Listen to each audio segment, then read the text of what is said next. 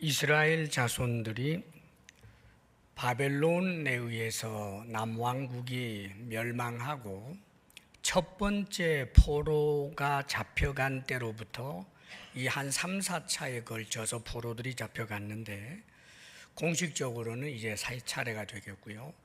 그 첫 번째 바벨론의 포로로 잡혀간 지 한 70년 정도 지나서 페르시아에 의해서 바벨론이 망하게 되고 이 페르시아 고레스 왕의 칙령으로 누구든지 자기 나라에 돌아가서 살고 싶은 사람들은 돌아가서 살아도 좋다. 물론 이 페르시아라고 하는 그 지배 속에서 이제 소수 민족으로 살게 되는 걸 말하는 거죠. 그러면서 각자의 그 나라를 종교를 인정하는데 특별히 하나님께서 고레스에게 엄청난 은혜를 주셔서 이 고레스가 이스라엘을 향하여서만큼은 도저히 일반 상식을 넘어서는 그런 칙령을 발표합니다. 그것은 성전까지 재건하라는 거예요. 자발적으로 이제 유대 땅 예루살렘에 돌아가서 완전히 무너진 그 성전을 건축하라고 놀랍게도 하나님의 이름까지 빌려서 그렇게 칙령을 내죠. 이 일들은 이미 예레미야 선지자라든지 또 다른 선지자들을 통하여 예언되어 있었던 일이기 때문에 그래서 70년 동안 포로로 살고 있었던 그 바벨론에서 살고 있었던 그 많은 사람들이 그 가운데서 한 5만 명 정도가 하나님 앞에 자원함으로 이 명령에 순종하여 538년 드디어 이 예루살렘으로 오게 되는 것입니다. 그렇게 해서 유다 땅으로 돌아와서 이들이 먼저는 각자의 그 고향 땅으로 가는 거죠. 사실 이스라엘 백성들은 그 땅을 분배를 받을 때 지파별로 그 다음에 지파별로에서 또 세분하게 각 이 가문별로 땅을 분배를 받았었단 말이죠. 그러니까 먼저는 돌아와서 자신들의 그 고향의 집, 그 선조들이 할아버지가 살던 혹은 아버지가 살던 그 집들을 찾아 돌보게 되는 거예요. 사실 지금 여기 온 사람들은 70년 세월이 흘렀기 때문에 지극히 소수를 제외하면 아마 지극히 소수 중에 유대 땅에 살다가 돌아온 사람들은 아마 어린이 시절에 유대 땅에 살다가 엄마 아빠가 포로로 끌려갈 때 함께 끌려갔던 그 어린이가 이제 노인이 되어서 돌아오는 경우를 제외하면 70년 세월이 흘렀기 때문에 이제 손주 혹은 그 아들들이 오는 거예요. 그러니까 바벨론 혹은 페르시아에서 살면서 이야기로만 듣던 것, 그런데 이들이 놀랍게도 그 부모님 혹은 그 할아버지들로부터 신앙을 온전히 전수받았던 사람들이에요. 우리는 이 신앙이 계대되도록 하는 그런 신앙 교육이 얼마나 중요한지를 사실 새삼스럽게 느낍니다. 만일 바벨론에서 생활하면서 유일하신 하나님을 경외하는 것과 그 다음에 하나님을 경외하는 제사법이라든지 등등의 모든 것들을 잘 전수하고 가르치지 않았더라면 자원할 자가 아마 없었을 거예요. 그런데 그 부모님으로부터 혹은 할아버지 할머니로부터 신앙을 온전히 전수받았던 이들이 사실은 자신들이 태어나 살던 곳은 바벨론이고 이 유대 땅은 이야기로만 들었던 땅이에요. 그런데 그 유대 땅이 지금 찬란하게 꽃피고 너무 살기 좋은 곳이 되었다라고 한다면 가볼만 하겠습니다만은 완전히 폐허가 되어 있잖아요. 그럼에도 불구하고 이들이 자원하여서 예루살렘 성전을 재건하겠다고 돌아온 것입니다. 우리 하나님께서 이들을 얼마나 이쁘게 여기셨겠어요. 이들은 하나님의 구속사에 참여하는 하나님의 일꾼이고 결단코 이들에게 하나님의 상은 반드시 주어질 것을 우리는 분명히 믿습니다. 자, 1절 말씀 우리 같이 한번 읽어볼까요? 1절 다 같이 시작. 이스라엘 자손이 각자의 성읍에 살았더니 일곱째 달에 이르러 일제히 예루살렘에 모인지라. 예, 이제 돌아와서 각자의 성읍에서 살았어요. 각자의 성읍이 뭐 황폐되어 있겠죠. 그것을 다시 뭐 여러 가지 집들도 복구하고 또 텃밭도 가꾸고 이런 일들 열심히 애쓰다가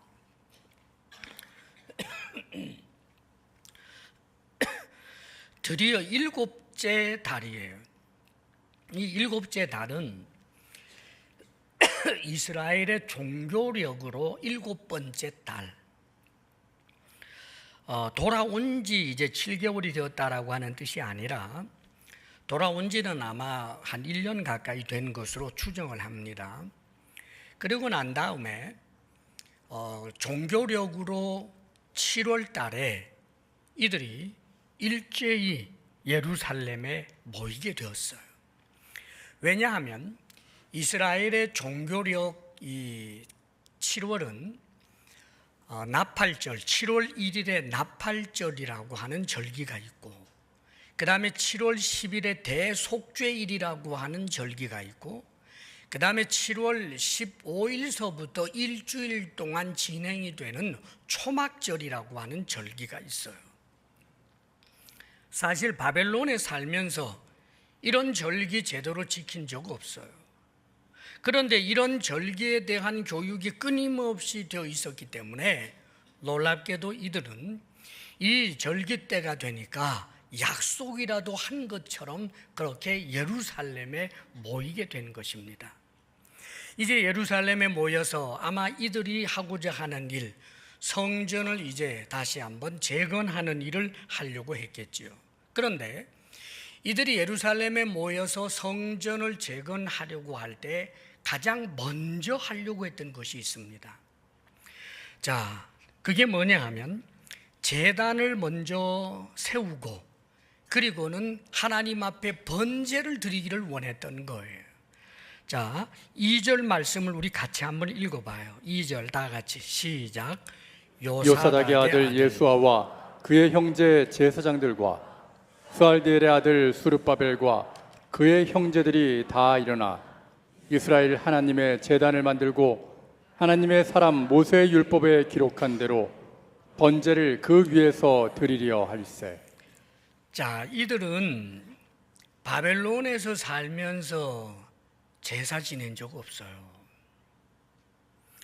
하나님의 법에 제사는 반드시 예루살렘 성전 뜰이 있는 그 뜰에 마련되어 있는 제단에만 드려야 했기 때문에 그래요. 그러니까 70년의 세월을 제사 한 번 드려본 적이 없었던 이들입니다.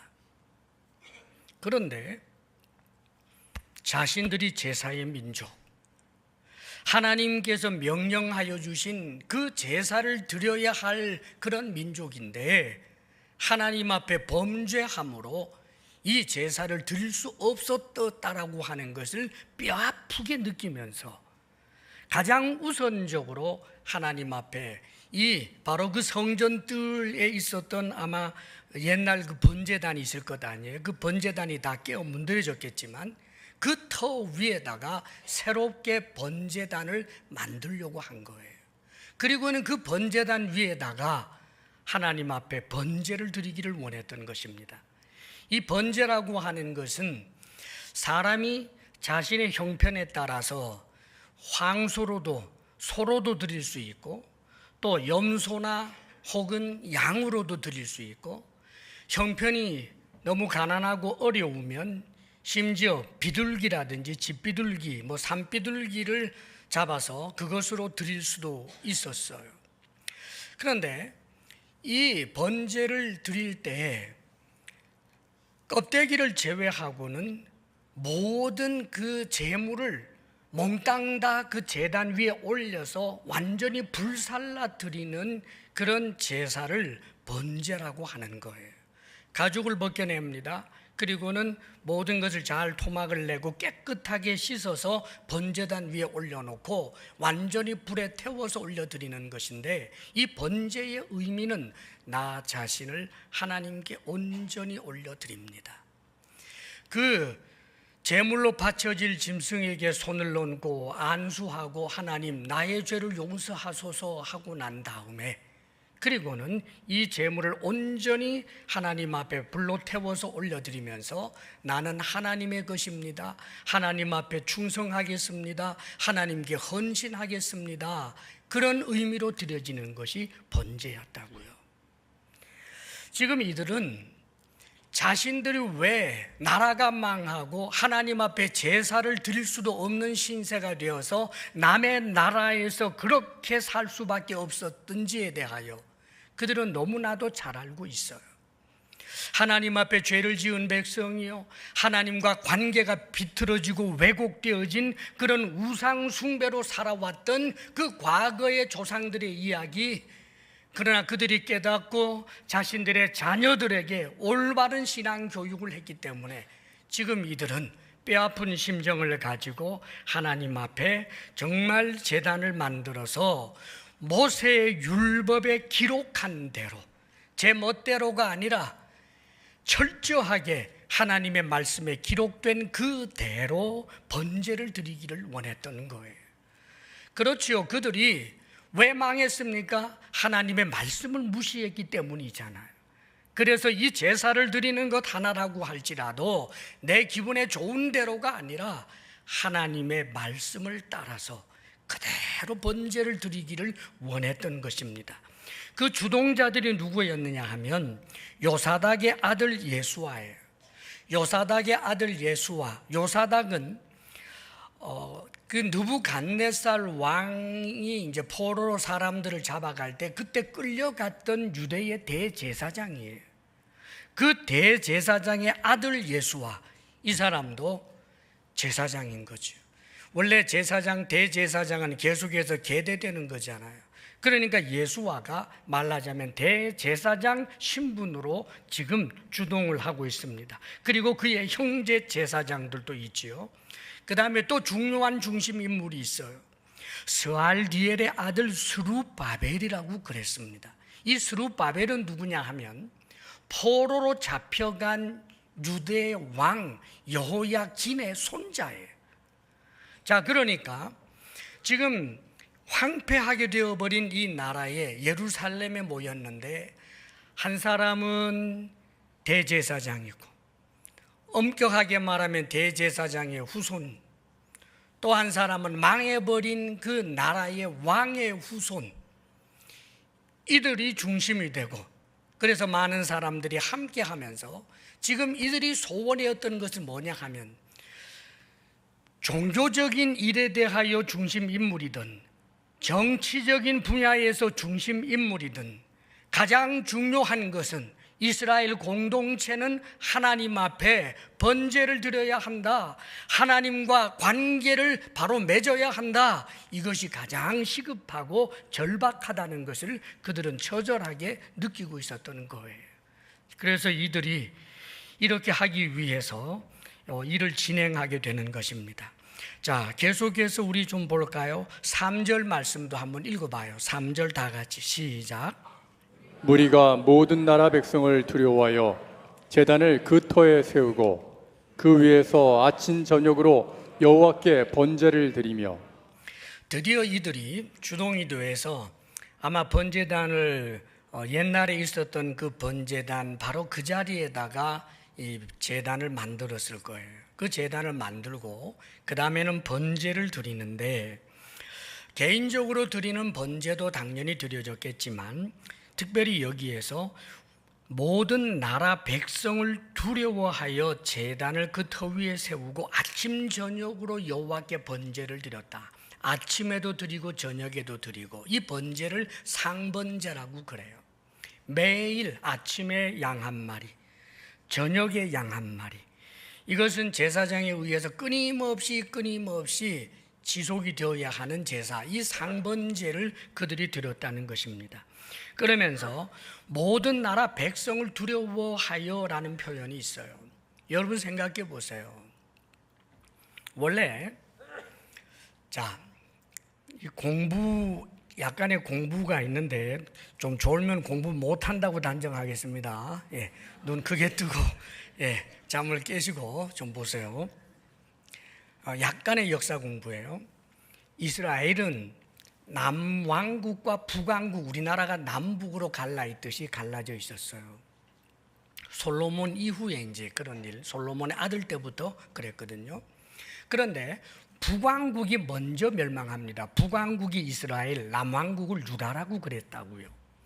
그런데 북왕국 이스라엘을 멸망시킨 나라가 어디냐면 아시리아라고 하는 나라예요. 이 아수르 제국이 북왕국 이스라엘을, 남왕국은 아직까지 멸망시키지 못했고 북왕국 이스라엘을 멸망시키고 난 다음에 이 아수르 사람들은 굉장히 잔인했어요.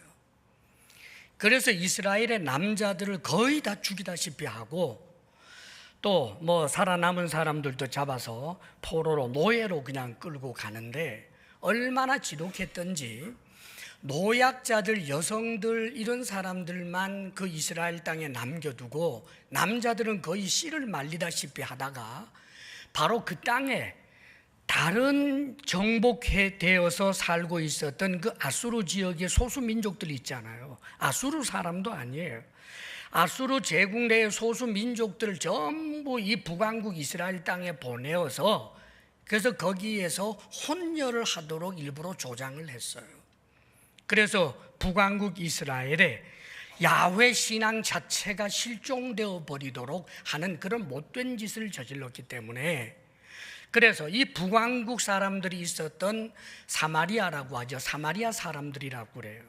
그 사람들은 이미 혼혈이 되었고 사실상은 하나님을 온전히 경외하는 사람들이 아니라 완전히 혼합주의에 빠져 있는 그런 사람들이란 말이에요. 그리고 난 다음에 나중에 남왕국은 바벨론에 의해서 멸망이 되었고, 그리고 난 다음에 무주공산이 되어버린 이 남왕국으로 북왕국 쪽에 살던 그 혼혈 사람들, 사마리아 사람들이 밀려 내려와서 살지 않았겠어요, 여러분? 그런데 70년이 지나서 뜬금없이 유대 사람들이 거기 한 5만 명이 몰려오니 좋아할 리가 없잖아요. 왕의 그런 칙령이 있기 때문에 공식적으로 칼 뽑아서 전쟁을 일으키지는 못하지만 법은 멀고 주먹이 가까우니 이런저런 테러라든지 좋지 못한 일로 괴롭힐 수 있는 그런 상황이란 말입니다. 그러니 지금 여기 70년 만에 사실은 낯선 곳이지 않습니까, 여러분? 자기 나라 땅이라고 해도 낯설어요. 살아본 적이 없다고요. 그런데 거기 왔더니 주변에서는 자신들을 적대하는 사람들이 있으니 얼마나 두렵고 무서웠겠어요. 그런데 이들이 이 두려움을 극복하고 하나님 앞에 제사를 드리는 거예요. 뿐만 아니라 두렵기 때문에 또 제사를 드리는 거예요. 사랑하는 여러분, 기억하세요.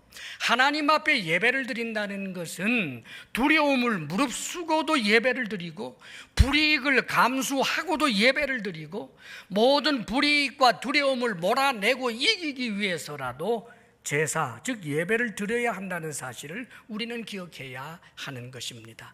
할렐루야. 서로 한번 인사해요. 예배의 사람이 되십시다. 예배의 사람이 되십시다. 아멘. 그 다음에 4절 말씀도 우리 한번 같이 읽어봐요. 다 같이 4절 시작. 기록된 규례대로 초막절을 지켜 번제를 매일 정수대로 날마다 드리고. 여기 4절의 표현이 이제 드디어 7월 달에는 그랬죠. 나팔절이 있고 대속죄일이 있고 초막절이 있는데 초막절은 일주일 동안 지내는 거예요. 7월 15일서부터 시작해서 일주일 동안 진행이 되는데 첫날과 마지막 날에는 성회로 모이고 그 다음에 일주일 동안 이 나무로 울타리 이렇게 원두막 같은 거 만들어서 그리고 그 안에서 이제 지내게 되는 그런 이제 절기입니다. 이들이 이런 절기를 지내게 된 건 하나님께서 이스라엘 백성들을 애굽에서 출애굽시키고 광야에서 40년 동안 연단한 다음에 드디어 가나안 땅에 들어오게 하신 하나님의 은혜를 감사하는 그런 기념하는 예식이 바로 초막절이에요. 자, 이들이 바벨론에 70년 동안 있다가 지금 왔어요. 그리고 7월이 되었고 7월이 되니까 이들은 하나님 앞에 번제를 드리면서도 3대 절기 가운데 가장 참으로 자신들에게 뜻깊은 것은 초막절이라고요. 하나님이 70년 동안 바벨론에서 우리를 연단하셨구나. 하나님이 다시 가나안 땅으로 돌아오게 하셨구나. 그래서 하나님 앞에 이들이 감사할 이유를 신앙 고백 속에서 찾아내면서 하나님 앞에 이렇게 초막절 절기를 지내게 되는 거예요. 그런데 여러분이 초막절 절기를 지낼 때 이런 표현이 있어요. 번제를 매일 정수대로 날마다 드리고. 자, 그의 선조들은 하나님 앞에 하나님의 규례대로 하는 일에 대해서 사실은 엄격하지 못한 그런 많은 죄를 범했어요. 그런데 이들은 이 초막절을 제대로 지내야 되겠다라고 결심을 하는 것입니다. 번제를 일주일 내내 드리는데 굉장히 까다로워요, 여러분. 민수기 29장에 보게 되면 하나님 앞에 이제 그 번제를 드리는 것에 대해서 이 초막절 어떻게 드리느냐 이렇게 되어 있어요. 숫송아지와 순양과 1년 된 어린 순양을 제물로 드려야 돼요. 자, 송아지, 그 다음에 성인 양, 어린 양, 이 세 종류를 드립니다. 드리는데 7일 동안 날마다 드리는데 어떻게 드리느냐 하면 순양은 2마리씩 7일 동안 드려요. 그 다음에 어린 순양은 10마리씩 7일 동안 드려요. 그 다음에 송아지는 첫날에 13마리를 드려요. 둘째 날에는 12마리 드려요. 셋째 날에는 11마리 드려요. 한 마리씩 줄여가지고 마지막 7일째 날에는 7마리를 드립니다. 까다로워요. 그뿐만이 아닙니다. 이것을 드릴 때 소재를 섞어서 그 소재의 양이 있어요. 정한 양이. 그래서 송아지를 드릴 때는 몇 그램, 양을 드릴 때는 몇 그램, 어린 양을 드릴 때는 몇 그램, 포도주도 드릴 때 이 송아지와 함께 드리는 그 포도주 양은 몇 그램, 양을 드릴 때 성인 양을 드릴 때 몇 그램, 어린 양을 드릴 때 몇 그램, 전제를 드릴 때 말입니다. 말하자면 그걸 전부 하나하나 정확하게 달아서 드려야 돼요. 아주 까다롭습니다. 그들이 따지지 않겠다, 왜요? 하지 않겠다, 율법에 기록된 대로 하겠다, 정확하게 하겠다. 사랑하는 여러분, 하나님의 말씀 앞에 토달지 않고 해보겠다라고 하는 이들이었습니다. 그리고 5절 말씀도 우리 같이 한번 또 읽어봐요. 5절 다 같이 시작. 그 후에는 항상 드리는 번제와 초하루와 여호와의 모든 거룩한 절기의 번제와 사람이 여호와께 기쁘게 드리는 예물을 드리되. 항상 드리는 번제, 이것은 상번제, 그 다음에 자발적으로 드리는 그런 번제들도 있었을 테고, 초하루는 매달 1일에 드리는 그런, 매달 1일 되면 하나님 앞에 드리는데 이것도 얼마나 복잡한지 몰라요. 뭐가 몇 마리, 뭐가 몇 그램, 뭐 소재를 어떻게 하고 전제를 어떻게 하고 아주 까다롭게 그렇게 되어 있어요. 이걸 매월 초하루마다 하고, 그뿐만 아니라 하나님 앞에 안식일로 하나님께 올려드리고 여러 가지 절기들을 정확하게 지켜내는 일들을 그때로부터 시작했는데, 이것을 요약해 주는 말씀이 6절 말씀이에요. 6절 우리 다 같이 한번 읽어봐요. 시작. 일곱째 달 초하루부터 비로소 여호와께 번제를 드렸으나 그때 여호와의 성전 지대는 미처 놓지 못한지라. 성전 지대를 아직 놓기도 전인데 가장 먼저 한 일이 하나님 앞에 번제와 초막절 절기를 지키는 일을 먼저 했다라고 말해주는 것입니다. 일곱째 달 초하루, 이날은 나팔절이에요. 종교력으로는 일곱 번째 달이지만 민간력으로는 설날입니다. 그러니까 이 설날의 잔치를 즐기기 위해서 온 것이 아니라 더욱더 하나님 앞에 바른 믿음으로 이제는 철저하게 하나님의 말씀 따라 살면서 하나님 앞에 제사 드리는 자로 살겠습니다. 그것을 결단하는 이들이 바로 우리들에게 보여주고 있는 귀향한 그 아름다운 믿음의 사람들, 우리가 본받아야 할 사람들인 것입니다. 사랑하는 여러분, 그리고 난 다음에 비로소 그들이 이제 기초를 놓게 되는 그런 일들을 이제 7절서부터 쭉 시작이 되게 되는데, 우리는 이 말씀을 통해서 몇 가지 하나님 앞에 결단하며 우리가 교훈 삼아서 적용해야 할 것이 있습니다. 그것은 뭐냐 하면, 자, 한 가지 먼저 의문을 가지고 한번 생각해 봤으면 좋겠어요. 이스라엘 백성들이 지금 돌아와서 자신들은 사실 제사장이라고 해도 번제 드려본 적 없어요. 저 바벨론 땅에서는 드릴 수 없기 때문입니다. 하나님의 법에 예루살렘 성전과 성전 뜰에서만 제사가 진행되도록 되어 있기 때문에 그들은 바벨론 땅에 살면서도 한 번도 제사를 드려본 적이 없다고요.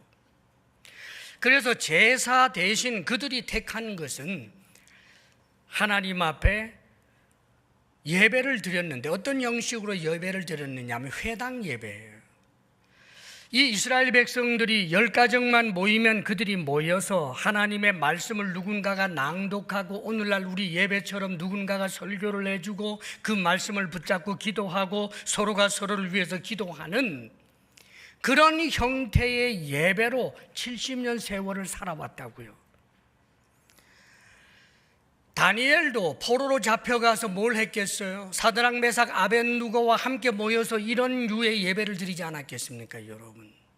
그런데 70년 동안 제사 지내지 않아도 신앙에 이상이 없었는데 왜 제사를 이렇게 피해 제사를 드리려고 했을까? 어떻게 보면 이 제사라고 하는 것이 완전히 실종된 채로 살았다면, 그렇다면 더 이상 제사는 포기해도 되지 않겠는가? 그런데 하나님께서 하라고 하셨어요. 하나님이 성전을 다시 지으라고 했다고요.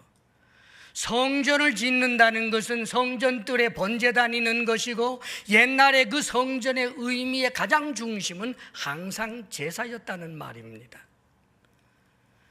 사랑하는 여러분, 이것은 우리에게 중요한 사실을 가르쳐줘요.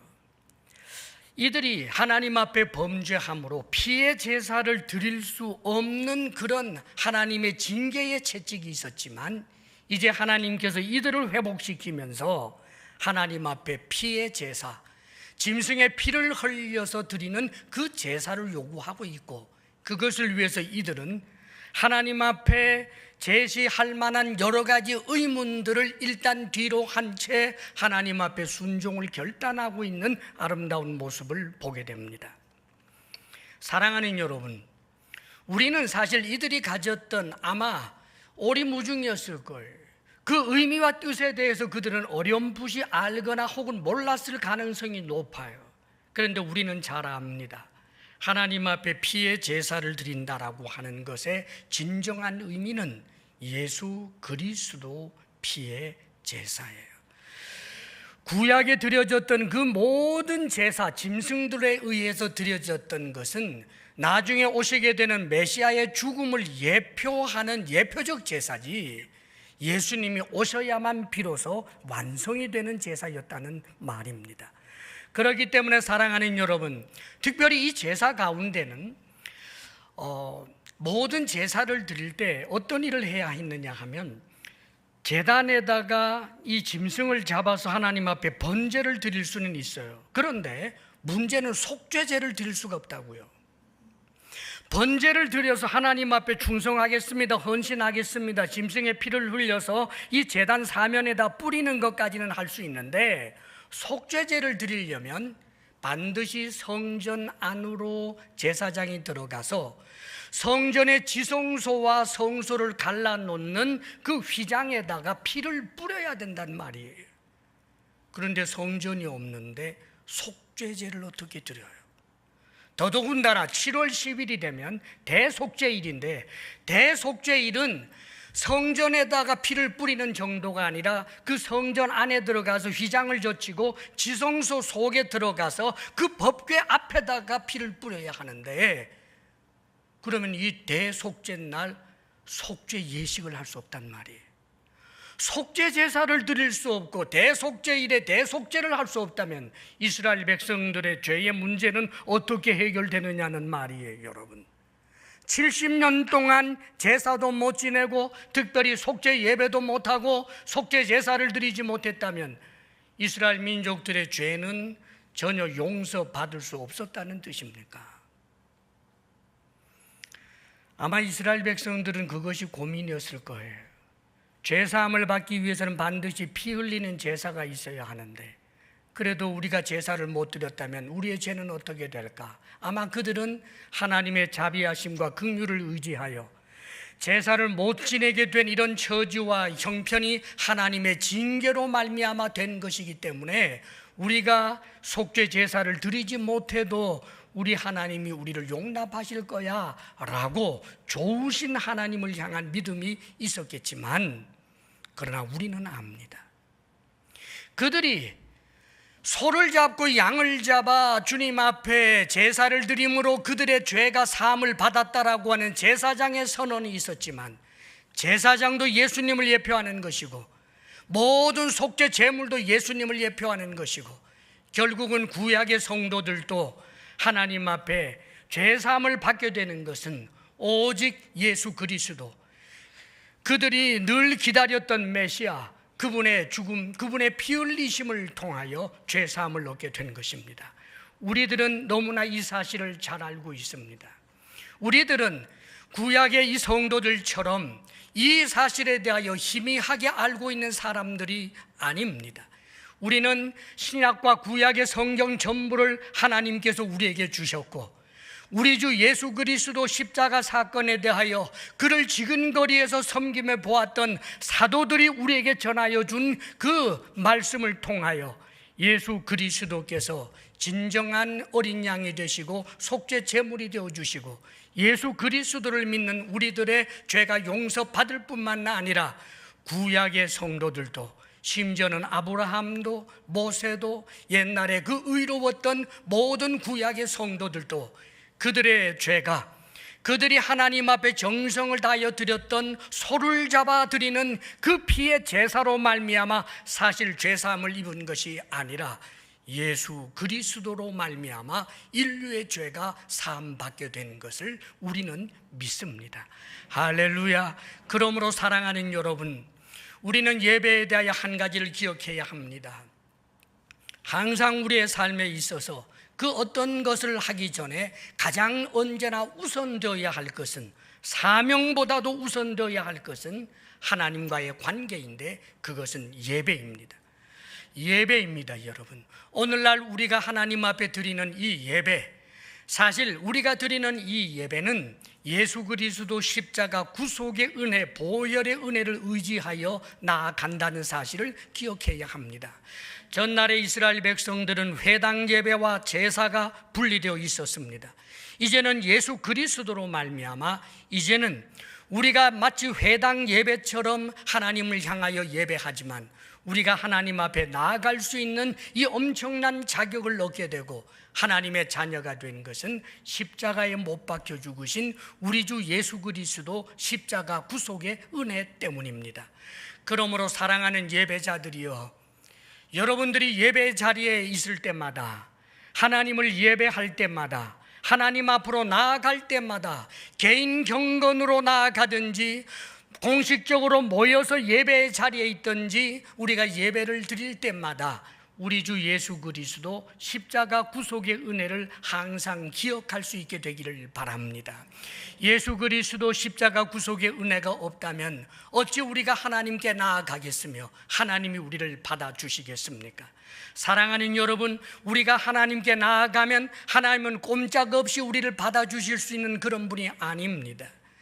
하나님께 나아갈 때 하나님이 받아주실 수 있는 분은 우리 주 예수 그리스도를 믿음으로 십자가 구속의 은혜로 하나님 앞에 정결하다 함을 입은 하나님의 사람들, 우리 주 예수 그리스도를 온전히 믿는 우리들에게 주어져 있는 은혜라는 사실을 반드시 기억할 수 있기를 축복합니다. 그 다음에 또 한 가지는, 우리가 하나님 앞에 예배드리는 방식은, 사실 예배란 하나님께 나아가는 거예요. 그래서 모여서 드리는 예배가 있고 흩어져서 삶으로 드리는 예배가 있어요. 사랑하는 여러분, 이 두 가지는 동전양면과 같아서 항상 있어야 합니다. 우리가 개인적으로도 개인 골방으로 들어갈 수도 있고, 직장 생활하면서도 하나님을 의식해서 해야 할 일에 대하여 합당히 행하고 하지 않아야 할 일을 하나님의 말씀을 생각하고 하나님의 눈길을 의식하여 주춤주춤하며 오 주여 할 때마다 그런 일터에서도 개인적으로 삶으로서 예배를 드리고 있는 것입니다. 정직해야지 하나님의 말씀을 따라 정직하고자 하고 오 주여 할 때 그는 그 삶의 자리에서 하나님을 예배하는 자임에 틀림이 없습니다. 우리는 빛이 되고 소금이 되어서 하나님을 의식하는 예배자로 살아야 합니다. 그런데 그 예배자로 사는 가장 기본이 우리 주 예수 그리스도 십자가 구속의 은혜라고 하는 사실을 단 한순간도 잊지 마십시오. 그렇지 아니하면 마치 내가 하나님께 받아들여지는 것이 내가 남들보다 좀 더 깨끗하다는 것, 좀 더 거룩하다는 것, 의롭다라고 하는 것, 그 깃발을 흔들면서 교만의 죄에 빠져버리고 예수 그리스도 십자가 구속의 은혜가 아니라 자신의 의로서 하나님 앞에 나아가게 되는 바리새인이 되어버리기 때문입니다. 그러므로 잊지 마십시오. 절대로 잊지 않아야 할 것, 예수 그리스도 십자가 구속의 은혜입니다. 동시에 우리는 모여서 하나님 앞에 예배를 드려야 합니다.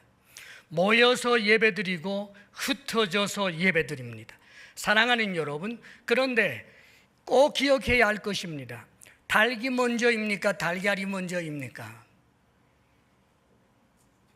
뭐예요? 성경에는 뭐라고 하시는 것 같아요? 닭이죠. 닭이에요. 한마디로 말해서 교회는 예배 공동체인데 교회의 시작은 모임으로부터 시작이에요. 자, 오순절 성령이 임하면서부터 시작된 교회는 120명 그들이 모여있는 그 자리에 성령이 임하면서부터 교회가 시작이 돼요. 이 모여서 하나님 앞에 성령과 더불어 시작된 이 교회 공동체는 흩어지고 또 모입니다. 흩어질 때마다 모임이 항상 전제됩니다. 이것이 사도행전에서 우리에게 보여주는 교회 공동체의 모습이에요. 사랑하는 여러분, 나 한 사람이 교회입니다. 그래서 내가 교회이기 때문에 모일 필요 없다. 자유주의 신학자들이 하는 소리예요. 얼마나 교만한 말인지 모릅니다. 성경이 우리에게 가르쳐 준 것, 신약 성경 사도들에 의해서 우리에게 가르쳐 준 것, 사랑하는 여러분, 사도들과 성령에 의해서 나타나서 보여준 그 사도행전의 교회처럼 우리가 그렇게 하나님 앞에 모여드리는 이 예배의 소중함을 우리는 언제나 지켜낼 줄 알아야 하는 것입니다. 사랑하는 여러분, 언제나 하나님 앞에 우리가 예배자로 모여서 예배한다라고 하는 이것은 신비한 은혜를 하나님께서 부어주시는 거예요. 우리에게 교회 공동체를 통해서 하나님께서 은혜를 주시기 위하여 주님께서도 하신 약속이 말씀이 있어요. 두세 사람이 내 이름으로 모인 곳에는 나도 그들과 함께 하겠다. 함께 하시면서 은혜를 주시겠다는 뜻입니다. 개인적으로도 당연히 함께 하시지요. 그러나 강조점이 무엇입니까? 두세 사람이라도 내 이름으로 모이면, 예배라고 하는 채널을 통해서 하나님을 찬양합니다. 내가 골방에서도 찬양하며 은혜 입었던 사람이 함께 모여서 나와 내가 더불어서 하나님을 찬양합니다. 눈에 보이지 아니하지만 천군 천사들도 하나님을 찬양합니다. 그뿐입니까? 하나님께서 모여있는 이들 가운데 성령으로 임재하여 계시다가 하나님께서 주의 종으로 세운 이들을 통하여 선포되는 말씀을 통해서 하나님의 말씀이 깨달아지게 하는 역사도 일으켜주시고, 그 말씀이 내 마음을 찢어내기도 하고 그 말씀 앞에 내가 결단하게도 하는 이런 놀라운 은혜들이, 사랑하는 여러분, 예배라고 하는 이 귀한 채널을 통해 하나님께서 허락하여 주신 선물이라는 사실을 잊어서는 안 됩니다. 그러므로 사랑하는 여러분, 어떤 경우에도 예배의 우선순위를 지켜내는 하나님의 사람들이 되시기를 축복합니다. 그리고 마지막 한 가지만 더 기억하세요. 네, 끝내겠습니다. 10시 40분. 네, 끝내요. 내가 좀 착해졌어요. 자, 45분이구만요. 자, 그러면 정리합니다. 이들이 어떤 면에서 보면 피의 제사를 드리지 않아도, 그에 대한 이해가 충분치 못했어도 그래도 하나님의 명령을 따라서 피의 제사를 드렸어요. 우리는 다 알지 않습니까? 우리가 피의 제사 예수 그리스도를 통해서 주님 앞으로 나아갈 수 있는 이 엄청난 자격을 얻었는데, 이 은혜를 우리가 어떻게 헛되이 할 수 있겠습니까? 그 까다로운 제사를 온갖 두려움을 무릅쓰고도 그들이 지켜냈는데, 우리들이 나태와 태만에 빠져서 하나님을 예배하는 것을 등한히 여긴다면 우리가 하나님 앞에 얼마나 부끄러운 사람이 되겠습니까? 예배에 성실하시고 예배 때마다 주님을 깊이 만나는 은혜가 여러분들에게 항상 충만하기를 주의 이름으로 축복합니다. 기도하겠습니다. 사랑이신 아버지 하나님, 우리들에게 우리 주 예수 그리스도 십자가 구속의 은혜로 말미암아 예배드릴 수 있는 은혜 주신 것 감사합니다. 주의 이름으로 우리의 삶이 날마다 하나님 앞으로 나아갈 수 있도록 도와주시고, 우리 주 예수 그리스도의 은혜로 모여서 하나님을 예배할 때마다 하나님의 위로와 하나님의 도우심과 그 능력을 힘입게 하여 주옵소서. 예수님 이름으로 기도합니다. 아멘.